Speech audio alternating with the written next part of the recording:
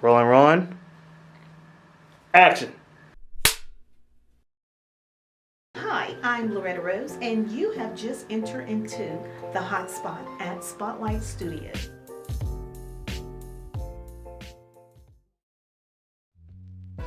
Hi, welcome to the hot spot at Spotlight Studios. I'm your host, Loretta Rose. Today we have a phenomenal guest. She is a phenomenal woman. Her name is Dr. Tina Bedell. She will be here on our Love, Marriage, and Relationship segment. She's going to share with you about her new book that is really hot on Amazon. You don't want to miss it. Stick around. You're inside the hot spot here at Spotlight Studios, and you're watching it here on cable TV. Welcome to the hot spot. I'm your host, Loretta Rose. And of course, today is our Love, Marriage, and Relationship segment. And we have an amazing guest. As I told you, she is phenomenal. She is Dr. Tina Bedell. The woman is some fire. When I say fire, because marriage and love is her expertise. So we are so excited to have her on. Thank you so much, Dr. Bedell. This has been a long time coming. We are so happy. In the new book, we're going to talk about all of that as well. I call you the love doctor. The love doctor. Thank you for having me. Yes. For those that are watching, I'm going to let you know a little bit more about her. She is a licensed marriage and family counselor, therapist as well, board certified life coach and minister. She's the founder of Bedell's Counseling, Coaching, and Consulting Services. I didn't know that. Mm-hmm. Dr. Bedell is married to Dr. Sydney Bedell, and they together have 3 beautiful children. Now, when you put her and her husband together, you got a dynamic duo. We just love you guys, though. And thank you so much for sharing what you do, your purpose, your passion. Mm-hmm. That's what you and your husband do. Yes. Wow, Dr. Bedell, when did this start for you? Because many people have been hearing about Dr. Bedell, the counselor, the therapist, the woman that helped you stay together, that's pushing for you to stay together. I believe I read somewhere, or I had a conversation with you, that you said that passion started when you probably was about 9 years old. Yes. But you really didn't understand what was going on then. Yes. Take us back to that. Well, about 9 years old. When I think back to my childhood, I've always counseled people. And it's so funny, when my book first came out, I had a childhood friend. I didn't even realize we had been friends that long. And I remember when the book came out, he was saying that it wasn't surprising. He said he remembered me counseling him when we were in the 5th grade. Wow. And so it was something that I always wanted to do. I knew that I wanted to counsel. Wow. And I knew I wanted to be a doctor. Mm-hmm. And so for the rest of my life, it was kind of set up that way. When going to college, it wasn't if I was going to college, it's where I was going to go to college. And everything was just put in place. God just strategically placed me and ordered my steps in the way that I could end up getting my doctorate in marriage and family therapy. Wow. And you met your husband in college? Yes, we met at Kentucky State University almost 30 years ago, and we've been together ever since. Wow. Yes. And you all are a beautiful couple. Oh, thank you so much. I love the way your husband teach through when you all speak. I don't know if he realized he's teaching the way he is speaking, and it's so profound. It's amazing how many times we find our soulmate, and people are watching it, may have experienced this, but don't understand the purpose in the union. Mm-hmm. You all got that. Yes. We met back in maybe like 91, maybe. We didn't get together until about 93. It was an unusual way we got together. I won't go into all the details about that. But even before we were officially together, I remember him telling me that his frat brother, his line brother, saw me walking across campus and said, "That's your wife." Wow. And this was in the time that we were officially together, so my husband was kind of like, I don't know about that one. And then there was confirmation after confirmation after confirmation. I remember when we first met, I was away at spring break. I was actually in South Carolina, visiting family during spring break. A cousin of mine, we went to Savannah Mall, and I was telling her about this guy, which was my husband, and I was describing and I was telling her all about him. And this is how funny God works. He walked past us at the shoe store that we were in. And I looked and I did a double take and I said, you're not going to believe this. I was talking to my cousin. I said, you're not going to believe this. She said, what? I said, he just walked by. Now, we're in Kentucky. That's where we go to school. I'm in South Carolina for spring break. He happened to be in Savannah, which I didn't know he was going to be in Savannah. We went to Savannah to go to the mall because it was only maybe 45 minutes from where we were. And I was talking about him. In the moment that I was talking about him, he walked past. Wow. And so there was confirmation after Yes. confirmation after confirmation that we would be together. And your hometown is where? Columbus, Ohio. Ohio. Mhm. All the way in Ohio. All the way So you in had to go to Kentucky. Yeah. You had to go to Kentucky. Kentucky was part of destiny for you. Absolutely. That's amazing. Absolutely. Wow. Talking about you, before we talk a little bit about the book, you have your own practice. Yes. Here in Columbus. Yes. Tell us about that. Well, I've been practicing for about 26 years now, but I've been in private practice for 6 years. And so three of us actually share an office together, but we're all separate entities. Mm-hmm. Our businesses are different names, but we all share the office together. Beautiful. You're a popular lady in the city. And I have talked to some couples that love you, and are very, very grateful for you and your expertise and your passion. Now, I met you before, but really didn't know who you were because you didn't tell me you were a doctor. Mm-hmm. But I had 2 people to reach out to me and said, you need to interview my friend. Oh, wow. You need to interview my friend. So I was like, who is your friend? And they were saying, Dr. Bedell. And then I was like, tell me a little bit more about it. And talking about confirmation, that was confirmation because that's about the 3rd time that someone said, you need to get her on the show. Oh, wow. Well, when they were talking about you, they said, she don't sugarcoat it. she keeps it real. And I was like, okay, because that's what the audience like. They want real talk. They want realness. Mm-hmm. When you get the book, it's going to bless you. Tell us about Naked and Unashamed, the development of that. Okay. So it's been about 10 years in the making. About 10 years ago, I began writing the book, and my computer crashed. And so that was very discouraging. So I put the book down, didn't feel like starting over because it was just way too much. I was just angry, couldn't get the information back, and was upset. So I put it down for a few years. The second time I began writing it, I wrote it on my iPad. And it took me about 2 months to write the book. Wow. And then it took about 8 months to actually get it published. And so anytime you're doing something great and doing something that God has called you to do, the enemy's going to do whatever he can to kind of destroy, discourage you, and defeat you in that situation. And so I made a decision that I was going to do whatever it took to get this book out. And I had troubles with my editor, just a lot of different things that were slowing the process down. So it's finally here, and I just thank God because this was a God thing. This was God's plan. This book is anointed by God. God took the pen and wrote it for me, so to speak. Oh, wow.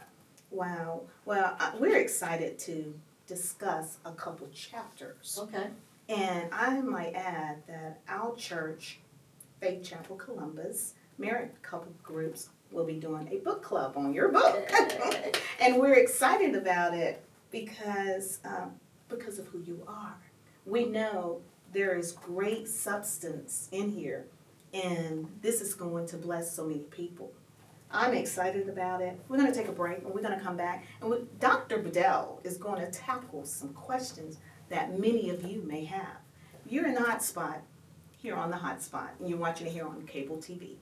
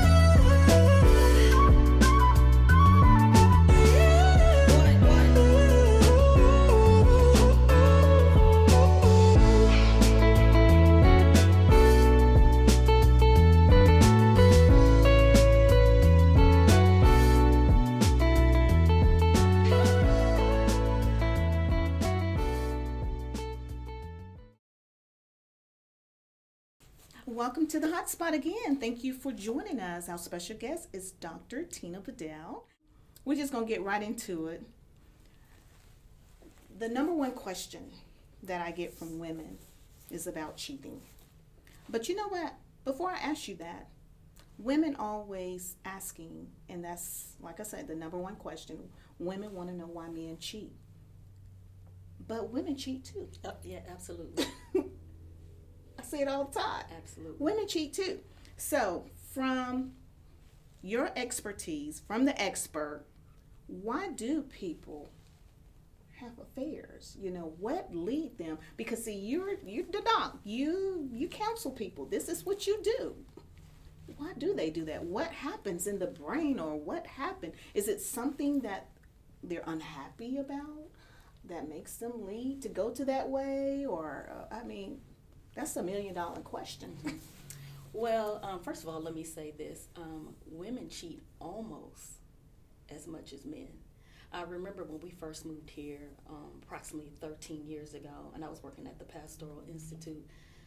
I remember there were more women coming to me who were cheating than men. Mm-hmm. So we don't hear that a lot, though. You don't hear that a lot. And I think the reason why it's downplayed with women, because women have a tendency to be in emotional affairs, whereas men tend to be in sexual affairs. Oh. Both are damaging, Mm-hmm. but yeah, I get a lot of that from women as well. But there are a lot of women who are cheating, and a lot of times, because it's an emotional affair, women don't always think that's cheating. That's good. And so I have to kind of educate them and let them know there's different types That's of affairs. That's a good point from the doc. That's a good point, and I never heard it like that. Mm-hmm. And I'm pretty sure that's helping someone. But you know, to answer your question directly, people cheat, and this is a very simplistic answer, but it's so true. People cheat because they choose to. They make a decision. Cheating is always a choice. Nobody makes you put your penis in anybody's vagina. Wow. It's a choice. It's a choice. Now, there are factors that can push you in that direction, but I think we have to be careful when we begin to say that we're cheating because there's something missing out of our marriage. Because I've counseled people who have been missing a lot out of their marriage and still don't make that decision. Right. Once again, it's a choice. It's a choice. And so, but I will say this, that it is a factor when there is something missing in the marriage. It can create a situation that makes a person vulnerable to having an affair, or it can make a person be put in a situation where they're pushed towards having an affair. But what we need to understand is that it's always a choice. And when you begin to say that it's because the wife didn't do this or the husband hasn't done that, you're taking responsibility from the person who actually did the cheating. That's good. That's good. So the thing that we have to remember, that cheating is always a choice. You heard it? Cheating is a choice. Wow, that's good. That is really, really good. So, Dr. Bedell, I have another question. When you have an issue with your spouse, when and how is the best way to talk about it? I think before I answer that question, I have to talk about what's usually done. And what is usually done is that we talk about issues in our marriage when we're already having problems and already having issues. So you start off talking about one thing, and then you end up jumping to 3 and 4 things. And so what happens, nothing ever gets resolved. And so then you go on throughout your marriage with a whole bunch of unresolved issues. So what I'm about to say is a little uncommon in the way that you should deal with it. And I always get pushback, particularly when I tell my clients that. But the answer is, you talk about these issues when everything is going great. And so my client's reaction typically is, well, we don't want to talk about issues when everything is going great because we don't want to mess up the mood. But let me just do a little paradigm shift here. If things are going great and you have an issue, you want things to continue to go great. So before you talk about the issue that you want to talk about, you're going to think about how to word that issue. you're going to think about how you can be tactful about that issue. You can rehearse. Now, how can I say this in a way that's going to be effective? How can I say this in a way that my husband or my wife can receive it? So then you put more time in thinking about what you want to say versus if you're in the middle of the argument, you're trying to win the argument, and so you go for the gusto. Right. But the problem is that when you talk about issues, when you're already having issues, people get defensive. They begin to bring up topics that have nothing to do with what you're talking about. But this way of doing things is, once you say what you need to say in a very tactful way, that person wants to stay in a good mood too. So they're more likely to receive and listen to what you have to say versus thinking about the rebuttal, because you put it in such a great way. And so then they can begin to talk about some things that they have an issue with, or at least validate your feelings. And then from then on, you can actually be put in a position where you actually resolve the issue because emotions are not high. And we have to be careful about how we talk about things, particularly when we have young children, because they're impressionable. And, you know, I hear a lot of times people say, well, we don't argue in front of our kids. Well, one, don't underestimate what kids hear. That's right. So they may not hear an argument, but they may notice, they could be playing a video game, but they may look over and notice the rolling of the eyes or the sucking of the teeth, that sort of thing. But I hear a lot of people say, don't argue in front of your children. I agree with that, and then I disagree with that. If you're going to argue in front of your children and not resolve it in front of your children, you shouldn't be arguing in front of your children. But we know disagreements and arguments is a natural part of being married. My thing is, if you're going to argue in front of your children, you need to make up in front of your children, because it teaches them how to resolve conflict and issues. I always use this example about a 10-year-old boy who grows up in a family where his father is hitting his mother. You know, that's very devastating. That's very hurtful. You know, this child ends up feeling like they're helpless and hopeless because they can't protect their mother. And what happens is they say, this will not happen in my family. I will never hit my wife. Men shouldn't be hitting wives and those type of things. And what happens is 10 years later, when he gets married, the first argument they get into, he punches her in the face. Why is that? Because he did not have anyone to teach him how to resolve conflict. So he goes back to what he knows. He goes back to what is familiar to him. And when he said, at 10 years old, when he said that he was not going to be in a marriage where he hit his wife, he genuinely meant that. But what he did not know is that when you don't have anything in your toolbox to pull from, when you don't have a skill set to resolve conflict, you go back to what's familiar to you. Wow. I love this toolbox thing you talk about. And you have to get to know her to understand what she's talking about, too. You do a lot of conferences. And many may have heard of you with your conferences. So help us to understand about some of the conferences you've had in the past. Well, actually, it's funny. I'm using the word toolbox. That is definitely the Holy Spirit. Wow. And the reason why, when I did my last conference in 2019, right before I got up to minister, the Lord gave me the theme for the next one, and it was the toolbox. Wow. Wow. So that's probably powerful. why I'm saying that. So, yeah. My conferences are powerful. They're very practical, very deep. And actually, this is what my last conference was called, Naked and Unashamed. So the book is kind of based off the conference that I did. It was, I believe in when you're doing conferences, you need to speak to all 5 senses. It was beautifully decorated. The food was good.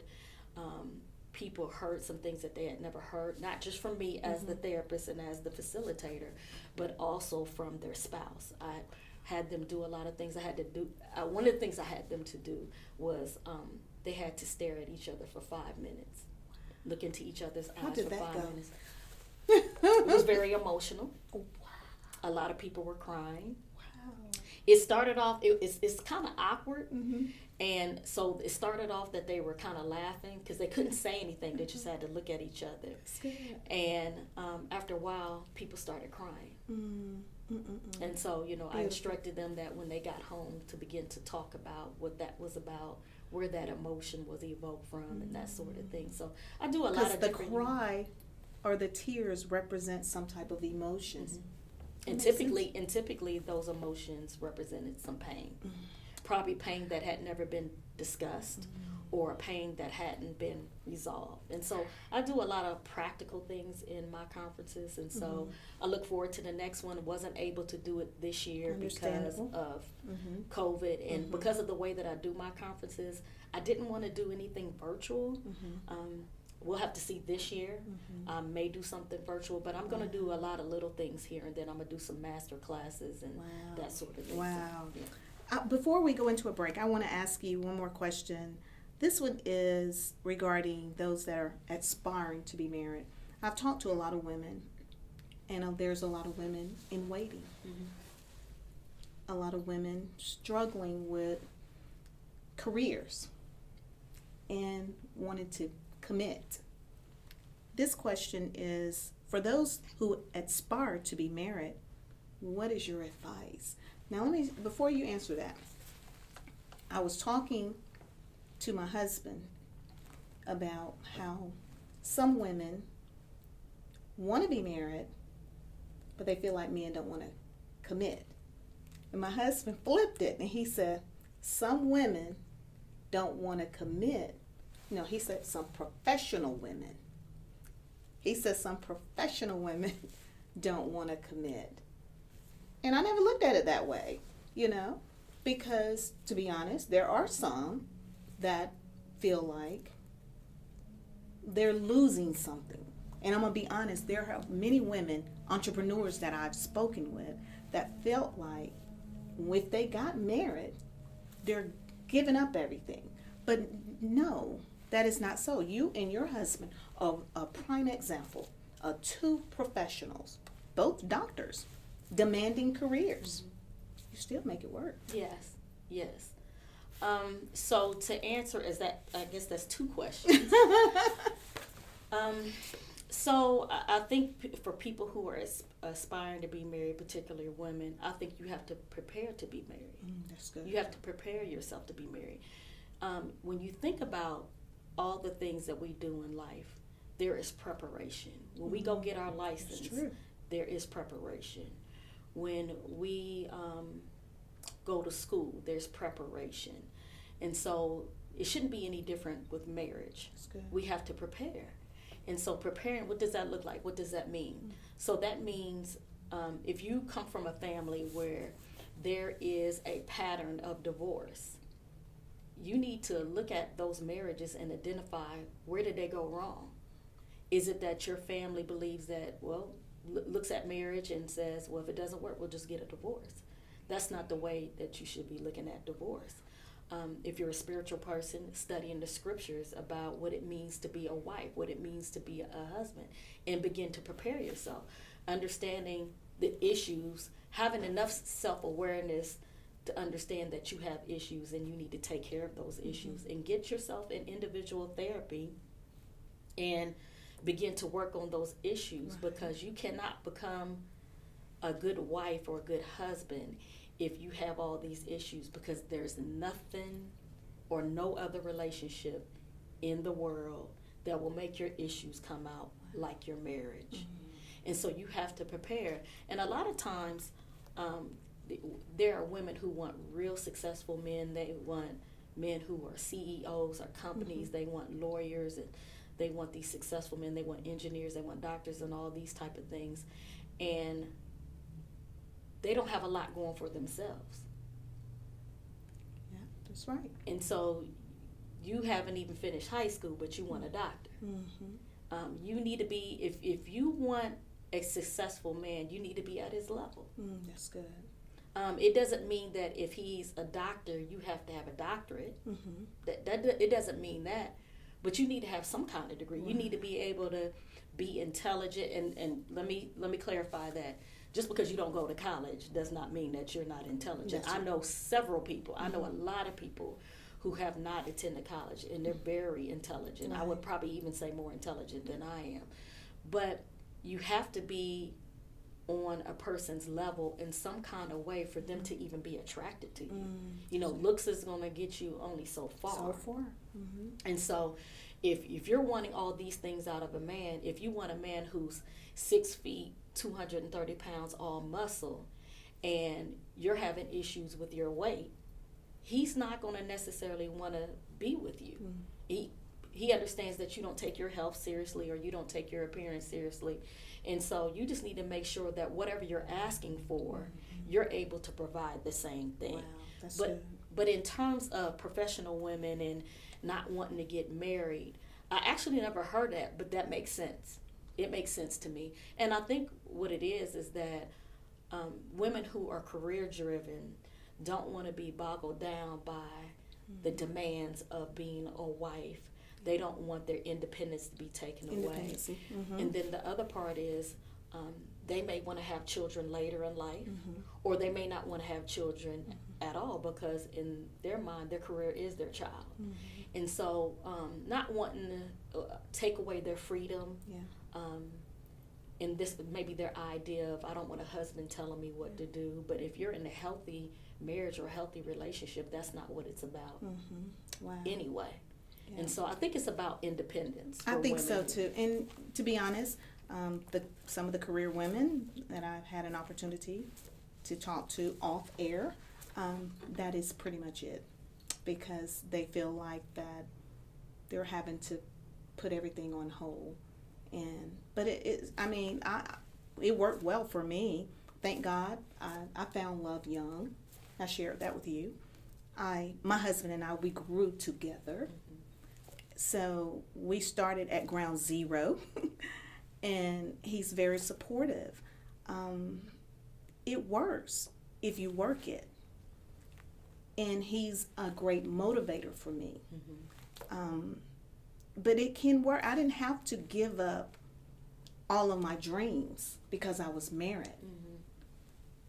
Like I said, we grew together. Yes. We had common goals. We had more values that were similar.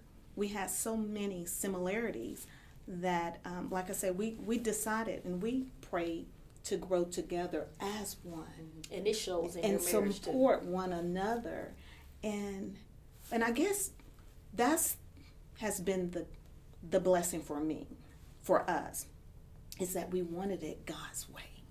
We wanted him to be the leading force of it, because we know we can't do it in our own strength. And so I hope that encouraged some women to be able to, because it hurts my heart that there's people that want to find love, they want it, and it just hurts my heart because some women had it and unfortunately misused it. And then you grow at a latter part in your life, and then you want it, and you're trying to go back and catch up and get that. Right. But with God, nothing is impossible. So I hope that encouraged you that it's not too late. It's never too late. It's not over, because it seemed like you're getting older. But I just wanted that to encourage some of the older women that I had an opportunity to talk to, and I said, we'll probably share some of that on the show with the doctor. We're going to take a break, and we're going to come back, and we're going to share some more questions, and then about the book, a couple questions in some of the chapters in the book. This is The Hot Spot. You're watching it here on cable TV.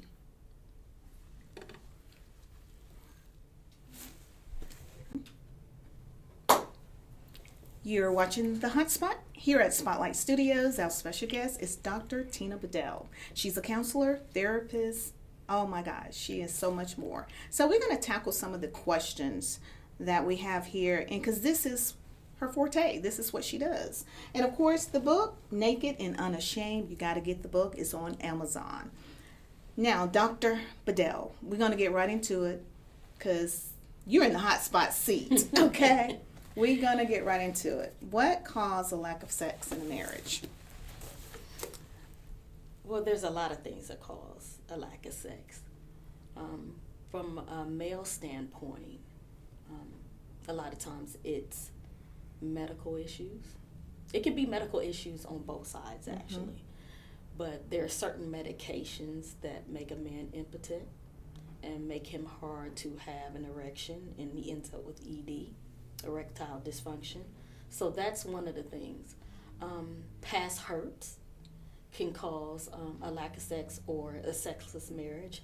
If a husband was caught cheating and that hasn't been resolved, the wife hasn't forgiven him, she may withhold sex from him, which is a big problem.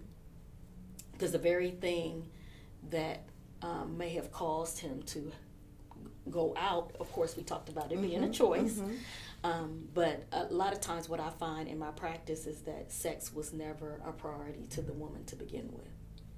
And so for her to withhold that from him afterwards puts him back in a vulnerable situation. Now, I'm not saying that she doesn't have a right to be mad, doesn't have a right to be angry, and actually she has spiritual and legal right to leave him.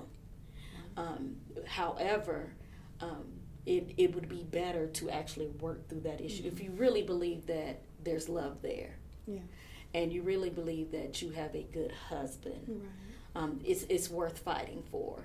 But that's another thing. A woman or a man being molested would be another hindrance to sexual intimacy.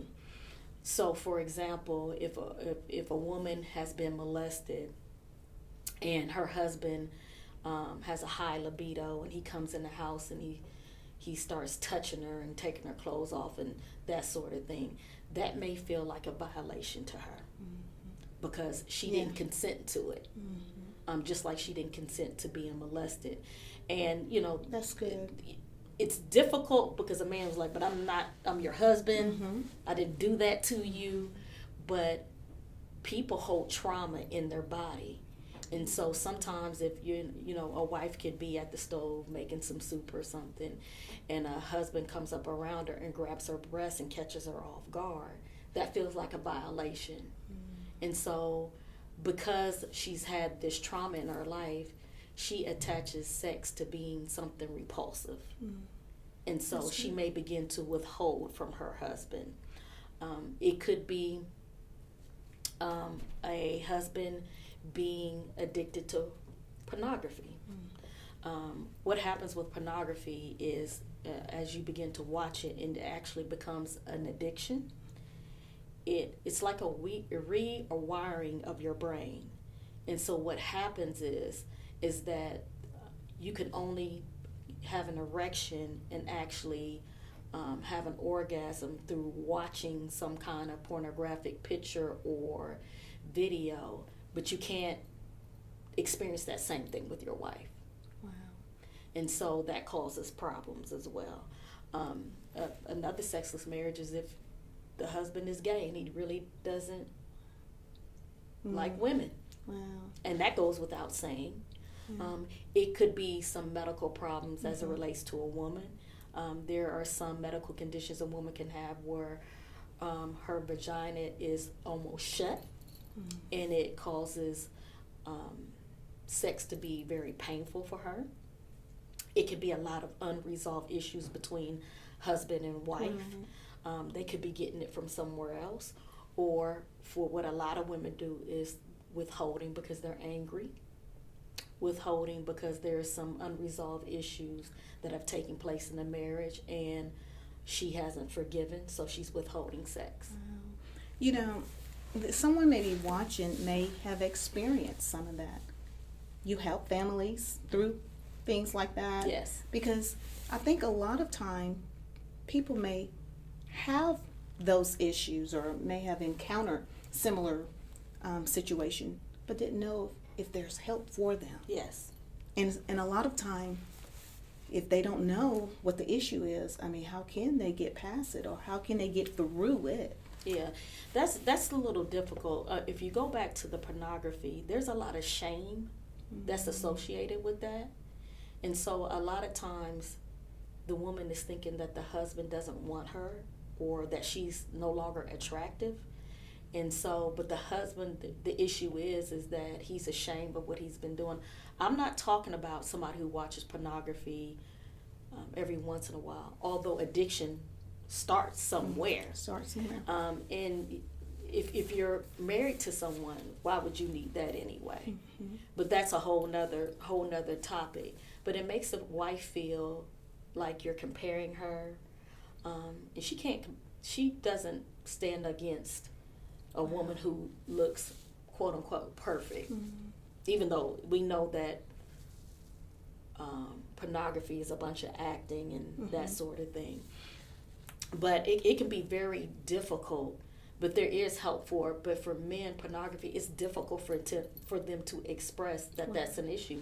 I had a client who was having problems in her marriage, and she had been with her husband 30 years and did not know he had a problem with pornography. Wow. And that was the reason why they never had a healthy sex life. Wow. And as we begin to peel the layers off the onion, it discovered how much shame that is associated with pornography. Wow, Yeah.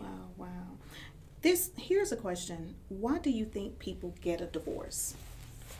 Well, you've heard over the years sex, money, and communication, and those things are extremely important in a marriage. But in my 26 years of practice, I've never known anybody who got a divorce because of finances. Never. Wow, but you hear it all the time. Yeah, it's important. Don't get me wrong, and it's a source of contention and that sort of thing. But I've never experienced that. But I think what it really boils down to is that people just do not have the skill set to stay together. Mm-hmm.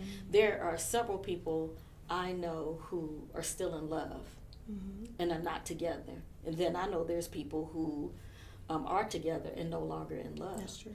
And so we know that, you and I know, Yeah. after being married for so long, love can't sustain it. It has to be more than It got love. to be more than that. It has to be more than love. And one of those things has to be commitment. But if you come from a family where commitment is not important and people get a divorce every time they get married, then it's easy for you to give up. Right. Sometimes people give up simply because they do not know what to do. What to do. And if you look at the Black community, unfortunately, we think that if you're going to therapy, it means that you're crazy. And so nobody wants to be associated with being crazy.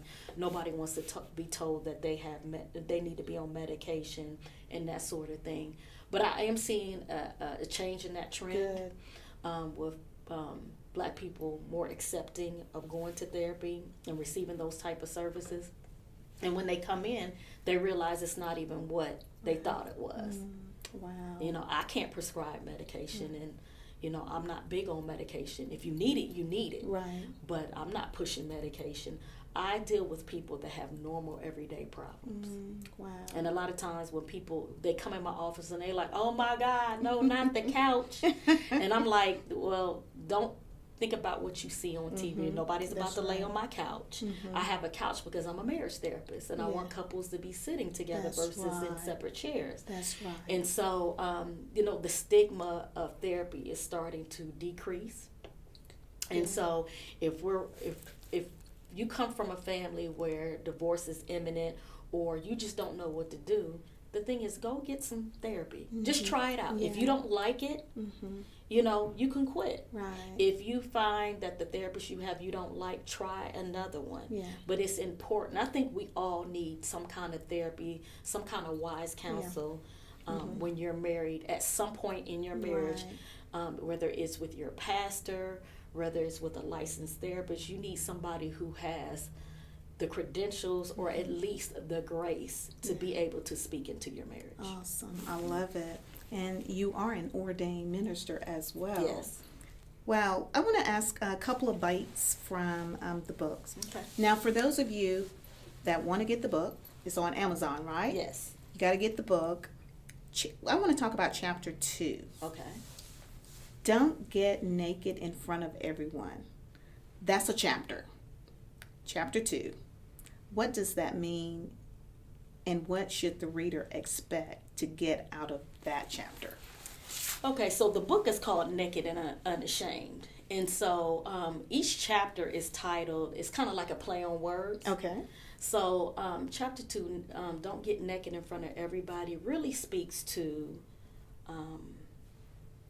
setting boundaries. It speaks to being careful about who you allow in your marital dyad, who you allow to speak into your marriage. People should qualify to be able to speak into your marriage.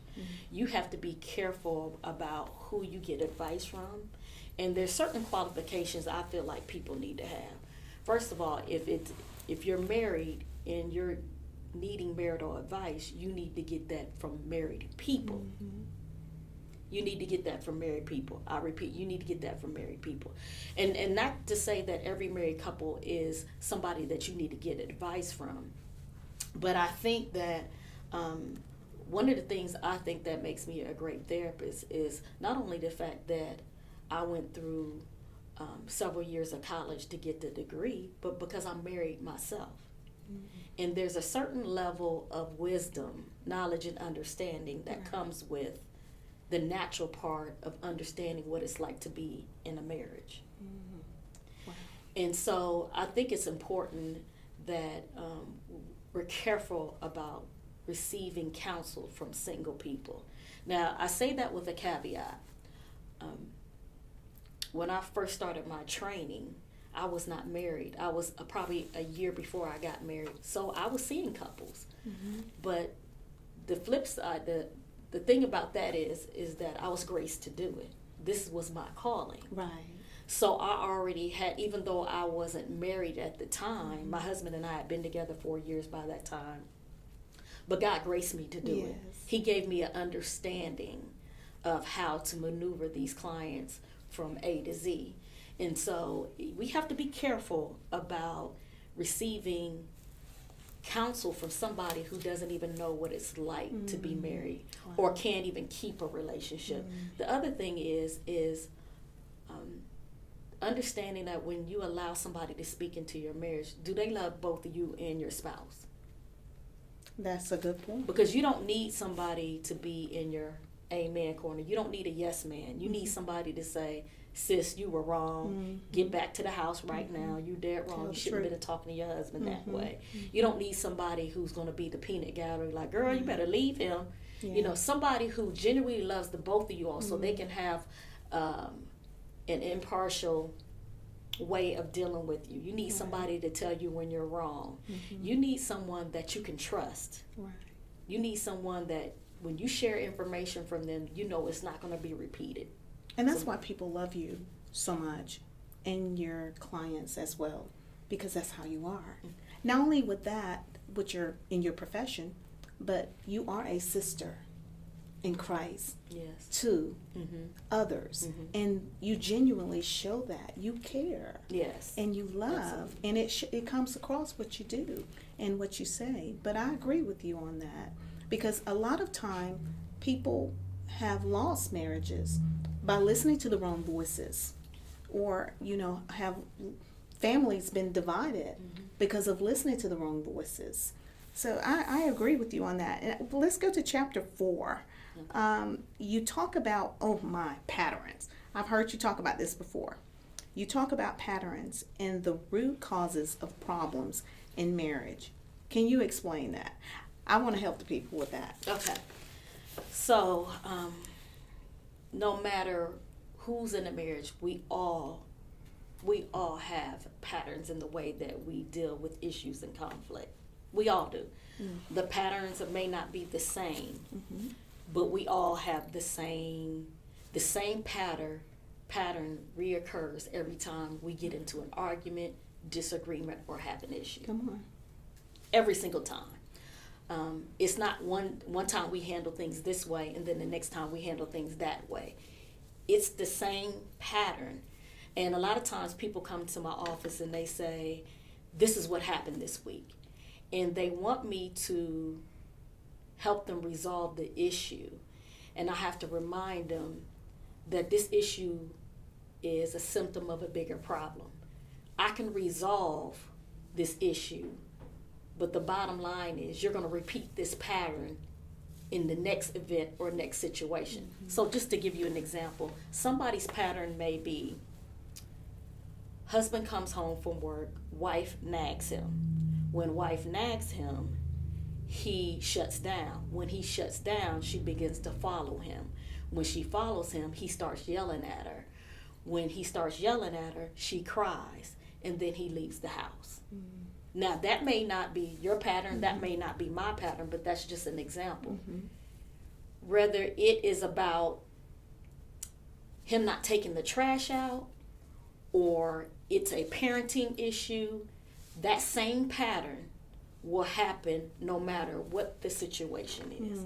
Because we have patterns in the way that we communicate and deal with each other. That makes sense. And so what I would admonish the listeners is to identify what your pattern is, so that you can disrupt it. How do you disrupt it? You make a decision. First, you have to identify what the pattern is. Once you identify what the pattern is, what you do is you disrupt it.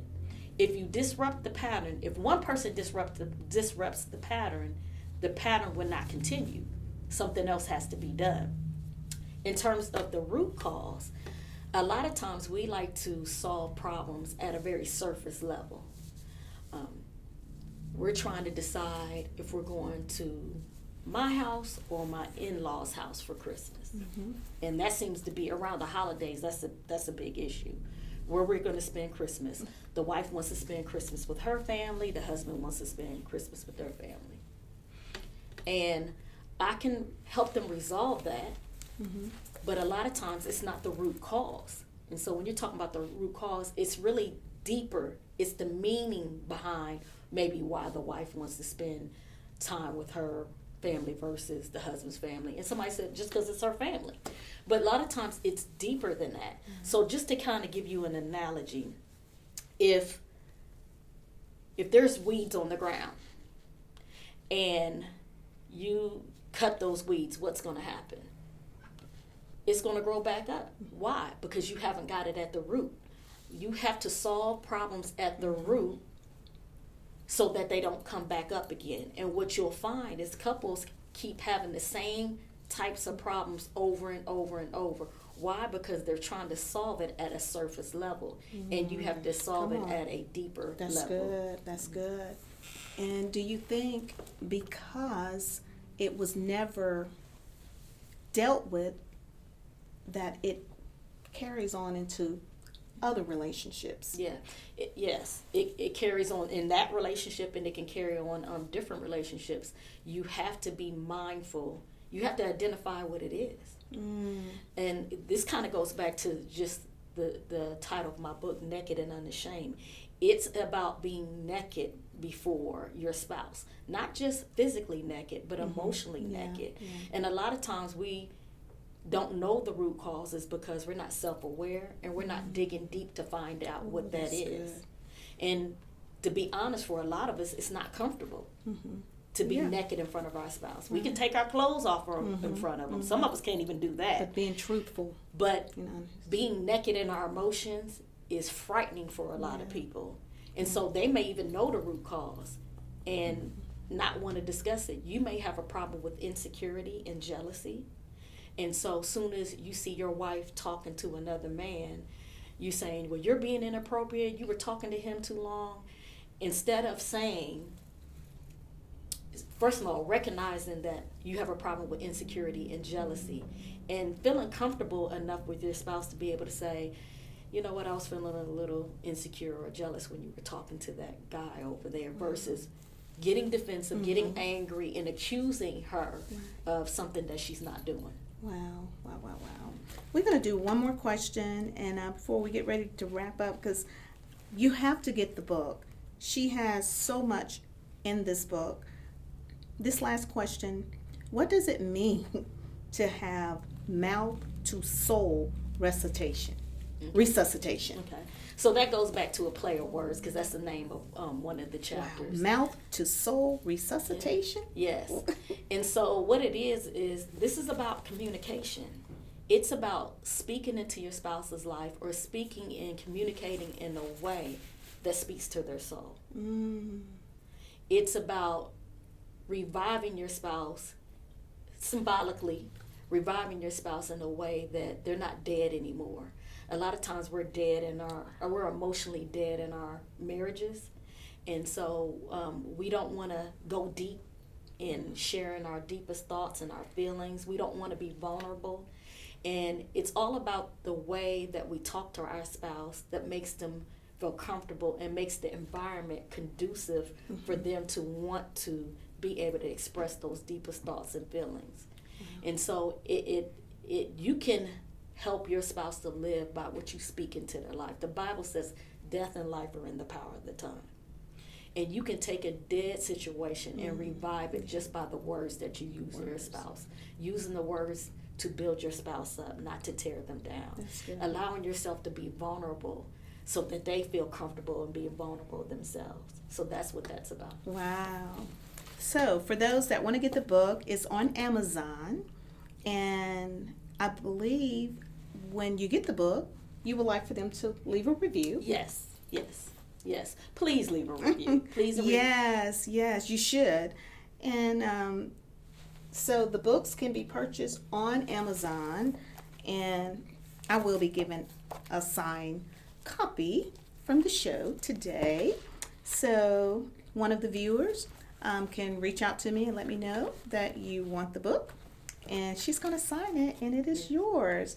And we just thank you for sharing your ministry, your purpose, your passion, your expertise to keep families together, to help families to be aware of what they probably never been aware of. And sometimes you just don't know, Right, correct. And so for those that are watching, you serve not only married families, but you serve families as well, because we may have some parents, I talk to parents all the time that have teenagers, children, blended families. You can help them as well? Yes. I don't see children by themselves, but I will see them with the parents. Yes. Beautiful, Yes. beautiful, beautiful.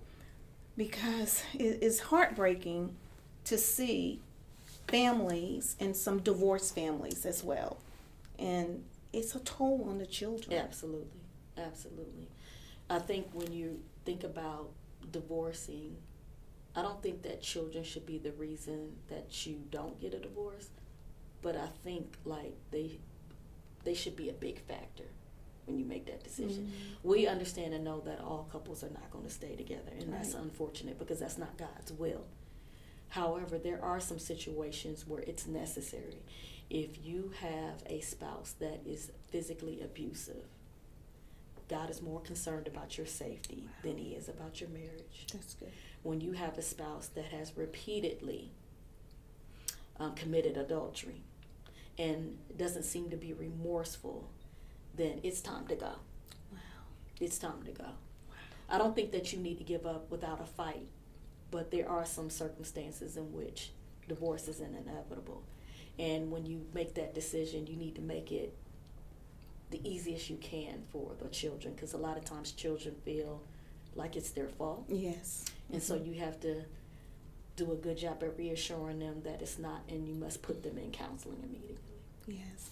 Say that again. Put them in counseling. Immediately. Yes. Immediately. Because you begin to, it comes up in their adult life. It really does. That hurt, that misunderstanding or confusion, it comes up, and I've seen it happen. But because I'm not a doctor, I didn't know exactly what it was. But listening to you, I'm seeing where that hurt and pain came from. It came from somewhere. And if you think about it, I think people who are adults and their parents get a divorce is devastating. So can you imagine somebody who's 7, 8 years old and finding out their parents are getting divorced? That's so true. Divorce doesn't only affect small children, it affects adult children too. Wow. So you're in Columbus. Yes. If people wanted to reach out and tell us where you're located. I am located on 4 Bradley Park Court here in Columbus, Georgia. I sit in between Whittlesley Road and Whitesville Road. Right now I'm only doing virtual clients between the hours of 8 and 3. Once things slow down with the pandemic, then I'll be back in my office. But right now I'm doing all my appointments virtually. I take all of the major health insurance. If you don't have health insurance, then I do take out-of-pocket payments. And so the best way to reach me is 706-575-7894. It's best that you leave a voicemail and a voice message or text me, just because I'm seeing clients back to back, so it's easier for me to respond to a text message than it is a phone call. Awesome. Dr. Bedell, thank you. Thank you. Thank you. The book, you must get it on Amazon. Wow. She got some real talk things in this book. And if you want to bless someone or a couple, bless them. And leave a review, because we want to best time seller. Yes. We want it on the best time seller list. Yes. Actually, when it came out, the day after it came out, it became the #1 news seller. Awesome. Awesome. A day after it came out. Awesome. Well, we're so proud of you, and thank you so much. Thank you so much. Thank you so much. Well, again, we've heard from the doc. I call her the love doctor.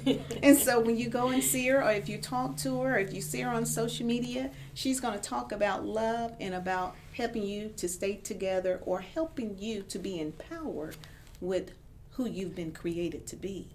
And understand that things may not always go the way that we intend, but God has a purpose. There's a reason for everything that's happening in your life, but there's purpose in it. Find the purpose, and we pray that today's show have inspired you to get the help that you need, because there is greater ahead. If you can get past that, whatever you're going through, if you can just get past it, you'll see the other side, and it's a beautiful place. You've been in the Hot Spot here on the Hot Spot at Spotlight Studios. Thank you for watching.